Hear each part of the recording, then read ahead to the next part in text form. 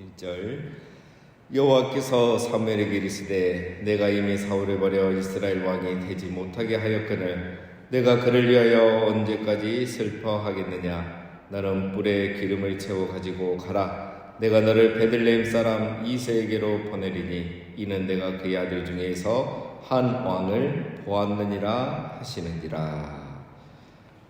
자, 여러분 15장에서 하나님께서 사울을 왕으로 세우신 것을 후회한다고 3번을 말씀하셨죠.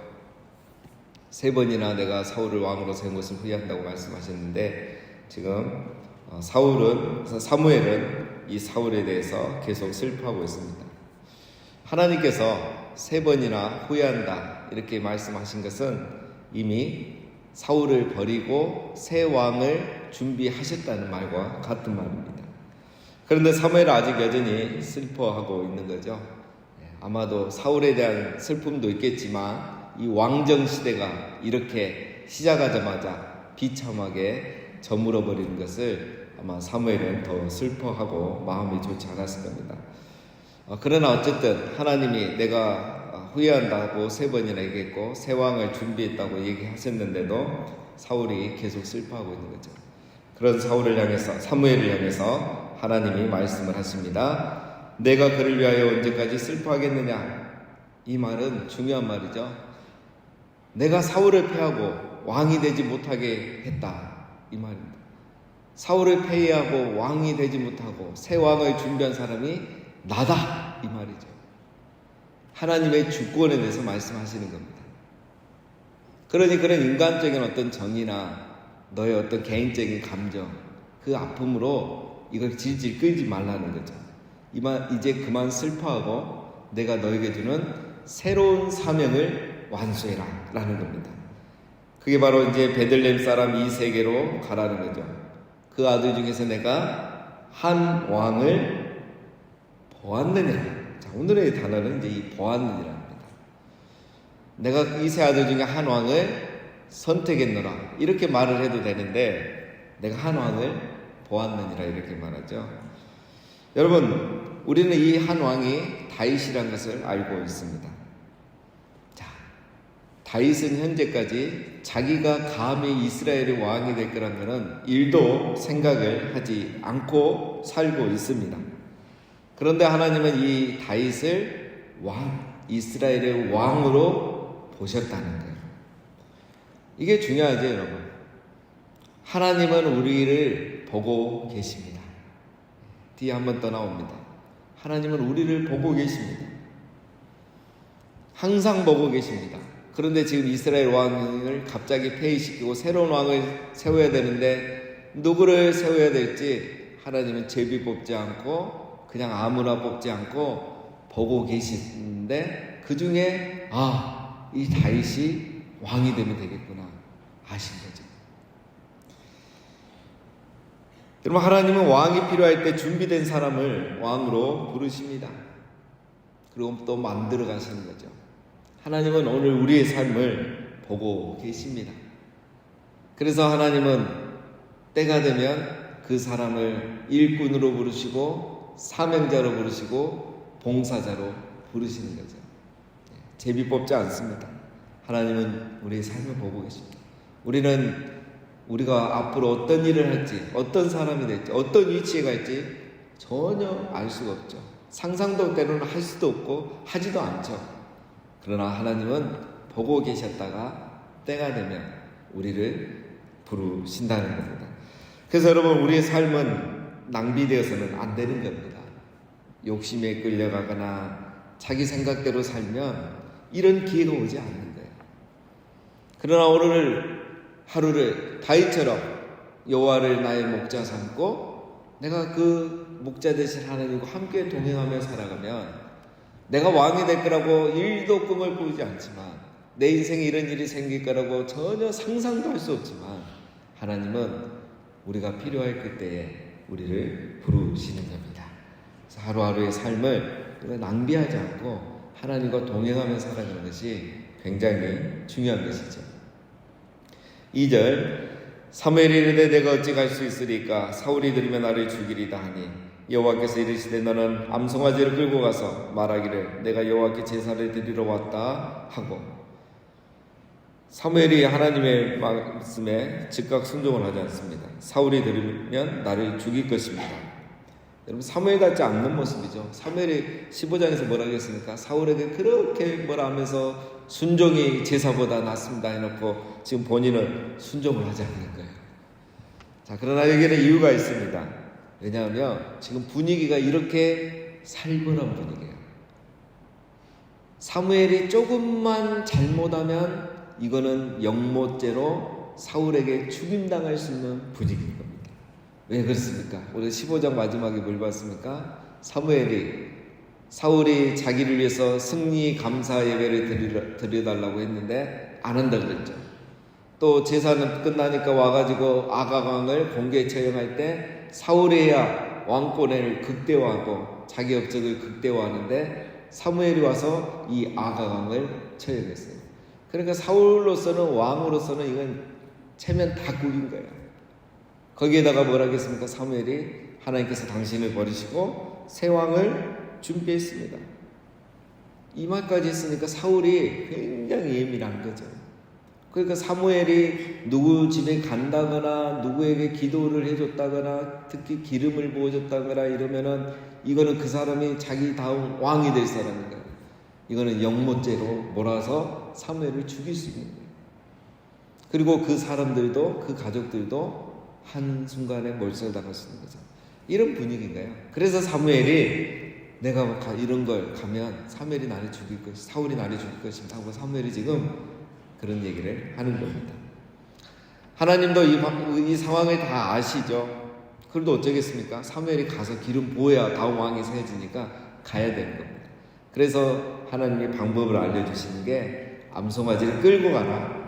그리고 제사하러 왔다고 말하라. 그럼 명분, 거짓말은 아니니까 그렇게 가서 제사를 드리면 되는 거죠. 그리고 이새를 그 제사에 초대해라. 그렇게 이제 방법. 그러면 그 다음에는 내가 알려주겠다 이거죠. 3절. 이새를 제사에 청하라. 내가 내게 행할 일을 가르치리니 내가 내게 알게 하는 자에게 나를 위하여 기름을 부으시니라. 그렇게 암송아지를 끌고 가서 제사를 드린다 하고 이새를 제사에 청하라. 그러면 그 다음부터는 내가 어떻게 해야 될지 알려주겠다라는 거죠. 참 재밌는 거는 처음부터 다윗이라고 말해주지 않았다는 거죠. 가면 말해주겠다. 처음부터 다윗이라고 말해주면 사무엘이 좀 편할 것인데 그렇게 하지 않는 거죠. 그런데 이제 이것이 오늘 우리가 생각해 보니까 더 우리에게는 좋아요. 한 가지 교훈을 우리가 깨닫게 되는 거죠. 왜 위의 형들이 자격 미달인지를 우리는 알게 된 거죠. 누가 하나님의 마음에 합한 사람인지를 알 수 있는 또 기회가 우리에게는 주어집니다. 4절. 사무엘이 여호와의 말씀대로 행하여 베들레헴 이름의 성읍 장로들이 떨며 그를 영접하여 이르되 평강을 위하여 오시나이까. 사무엘이 오니까 벌써 보세요. 이 베들레헴의 리더 장로들이 두려워 떠는 겁니다. 긴장하는 거죠. 왜? 사무엘이 왔다는 것 그 자체만으로 이거는 엮일 수 있는 거예요. 함께 영모를 꾸민다고 오해받을 수 있는 거예요. 그래서 잘못하면 그 마을 전체가 다 죽임에 당할 수 있는 거예요. 그래서 벌벌 떠는 겁니다. 평강을 위해서 왔느냐 이렇게 묻는 거죠. 5절. 이르되 평강을 위함이니라. 내가 여호와께 제사로 왔으니 스스로 성결하게 하고 와서 나와 함께 제사하자 하고 이새와 그의 아들들을 성결하게 하고 제사에 청하니라. 솔직하게 말합니다. 평강을 위해 왔다. 그리고 제사하기 위해서 왔다. 그리고 사무엘이 이 제사를 하기 전까지 아마 이새 집에 머물러 있었던 것 같습니다. 그래서 이새 아들들 한 명 한 명씩 이제 불러서 확인하죠. 그러니까 다른 데서 이렇게 했으면 이제 오해를 받을 수 있는데 이새 집에서 이렇게 하고 있기 때문에 의심받지 않을 수 있었던 겁니다. 6절. 그들이 오면 사무엘이 엘리압을 보고 마음에 이르기를 여호와의 기름 부으실 자가 과연 주님 앞에 있도다 하였더니, 사무엘이 엘리압을 봤죠. 장남 엘리압을 보니까 마음에 든 겁니다. 딱 보는 순간 너무 마음에 들었던 거죠. 그래서 그가 하나님께서 기름 부으실 사람이구나 이렇게 속으로 생각했는지 말을 했는지는 모르지만 그렇게 했습니다. 분명한 것은 이제 우리가 뒤에 알고 있죠. 엘리압은 하나님이 선택한 사람이 아니죠. 여러분, 우리도 이 사무엘처럼 생각할 때가 많습니다. 사무엘이 왜 이런 생각을 했겠습니까? 엘리압을 보는 순간 사울처럼 외모가 특출했거든요. 그러니까 이 사무엘이 엘리압을 보면서 사울이 생각난 거죠. 그래서 얘가 왕이구나, 이렇게 생각을 했던 거예요. 여러분, 우리가 이제 하나님의 뜻을 확인할 때 이런 실수를 많이 합니다. 그렇죠? 외모를 보고 또 어떤 가능성이 조금만 보이면 하나님 뜻이 맞다고 단정해 버릴 때가 많이 있습니다. 그래서 여러분, 우리가 하나님의 뜻을 이렇게 섣불리 확신하면 안 되고, 항상 하나님의 뜻 중요한 것은 더블 체크를 해야 됩니다. 더블 체크. 그래서 2중, 3중의 이런 확인 과정을 같이 갖고 하나님의 뜻을 확인해야지, 어떤 느낌, 어떤 옛날에 내가 경험했던 것을 바탕으로 하나님 뜻을 확인하면 안 되고, 늘 2중 확인, 더블 체크를 해야 됩니다. 자, 7절. 여호와께서 사무엘에게 이르시되 그의 용모와 길을 보지 말라. 내가 이미 그를 버렸노라. 내가 보는 것은 사람과 같지 아니하니 사람은 외모를 보거니와 나 여호와는 중심을 보느니라 하시더라. 우리가 너무 잘 아는 중요한 구절이죠. 여기서 이제 두 가지를 우리가 보겠습니다. 먼저는 하나님께서 엘리압을 버렸노라 이렇게 말하죠. 그의 용모와 길을 보지 말라. 내가 이미 그를 버렸노라. 근데 이게 말이 틀리죠. 엘리압이 지금 왕이 된 것도 아니고 또 엘리압을 선택한 것도 아닌데 버릴 필요가 없는 거죠. 선택하지 않았다. 이 사람은 왕의 자격이 되지 않는다. 왕이 아니다. 이렇게 말하면 될 건데 버렸다 이렇게 말하는 겁니다. 이거는 하나님이 엘리압을 버렸다기보다는 사울을 빗대어 표현하는 것이죠. 선택한 적도 없는데 버린다는 것은 어불성설이고, 엘리압의 외모가 사울처럼 좋았기 때문에 사무엘에게 각인을 시켜주는 거죠. 아니다, 얘는 내가 사울을 버리지 않았느냐, 너무 외모로 그렇게 보지 말아라 라는 겁니다. 두 번째, 이제 우리가 잘 아는 말이죠. 사람의 외모를 보거니와 나 여호와는 중심을 보느니라. 여러분, 우리 성경에 대표적으로 그 번역이 잘못된 그 오역이 들어간, 또 인간의 그 생각과 이런 헬라 사상이 들어간 번역 중에 하나가 바로 이 본문입니다. 그래서 우리가 너무 잘 알고 있지만 또 한편으로 약간 오해를 하고 있는 말씀이죠. 제가 이거는 언제 한번 또 설교를 할 겁니다. 그래서 보면 이제 사람은 외모를 보거니와 여호와는 중심을 본다 이렇게 되어 있죠. 그 옛날 이제 다른 번역 성경 중에 하나는 뭐로 되어 있냐면, 원래 이 단어가 사람은 두 눈으로 본다 이렇게 되어 있습니다. 그러나 하나님은 심장을 본다 이렇게 번역했는데, 정확한 번역은 뭐냐면 이 전치사가 같은 전치사예요.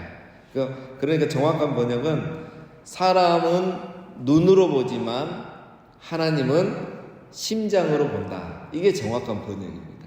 왜냐하면 전치사가 같거든요.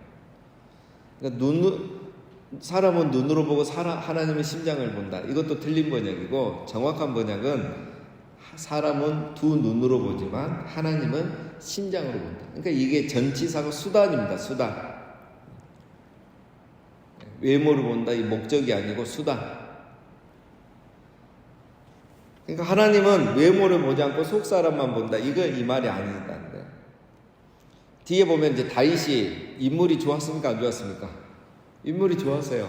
키 크단 말은 없는데 인물이 좋다는 말이 다 나옵니다.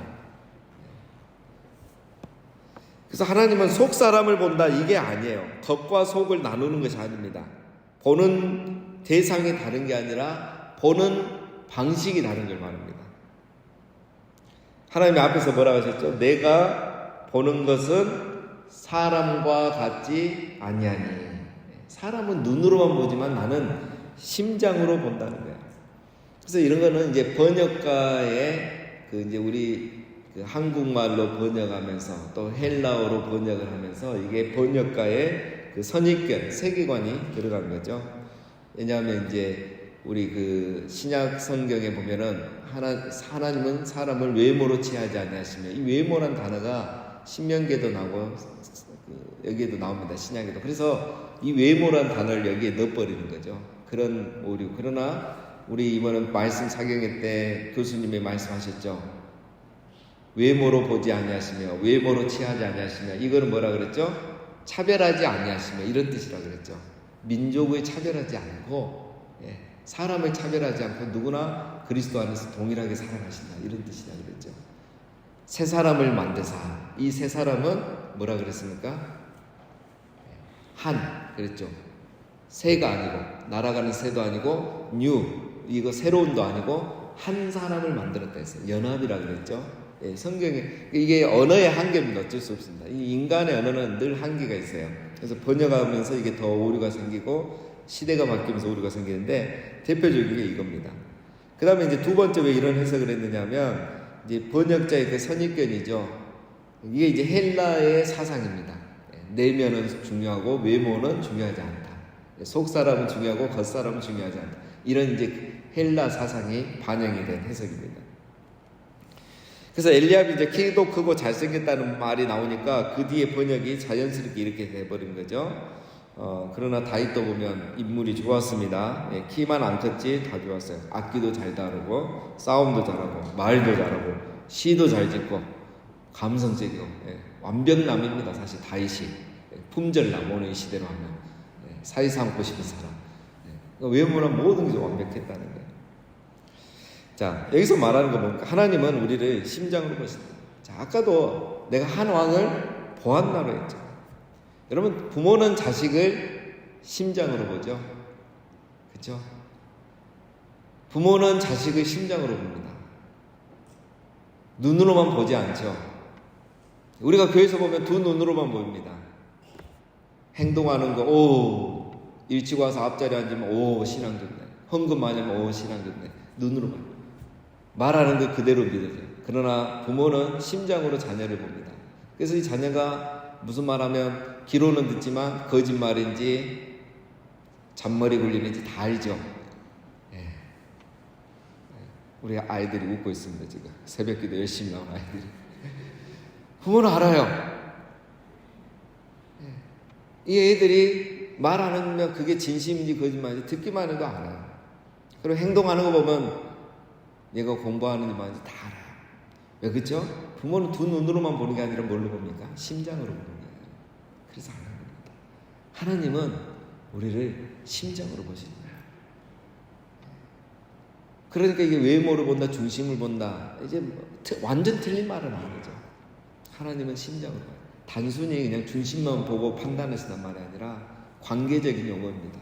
하나님 정말 우리 사랑하시고 우리에게 관심이 많으시고, 정말 언젠가는 우리가 진실되게 말하고 진실되게 행동하고 진실되게 신앙생활하기를 기다리면서 인내하면서 다 보고 계시는 거예요. 그렇게 봤더니 누가 마음에 드는 거예요?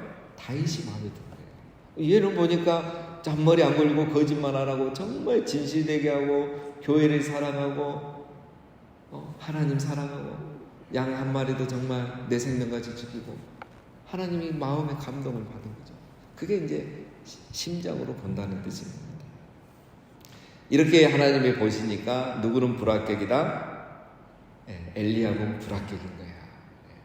두 눈으로 보면 합격이지만 심장으로 봤을 때는 불합격입니다.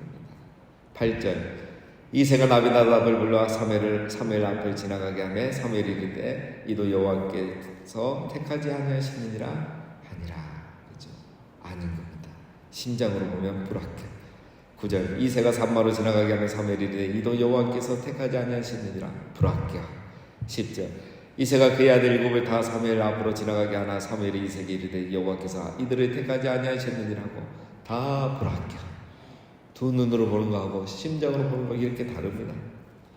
11절, 또 사무엘이 이새에게 이르되 내 아들들이 다 여기 있느냐. 이새가 이르되 아직 막내가 남았는데 그는 양을 지키나이다. 사무엘이 이새에게 이르되 사람을 보내어 그를 데려오라. 그가 여기 오기까지는 우리가 식사 자리에 앉지 아니하겠노라. 네.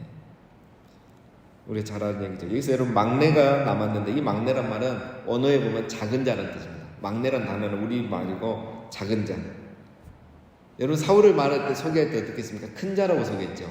큰 자입니다. 사울은 키도 크고 외모도 좋고 다 잘난 거예요.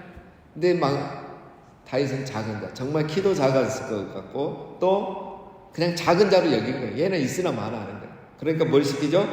너는 가서 양이나 쳐야 돼요. 여러분 그 당시에 이 양 치는 거는 우리 오늘 시대로 하면 3D 직업입니다. 3D. 제일 천한 직업. 냄새나고.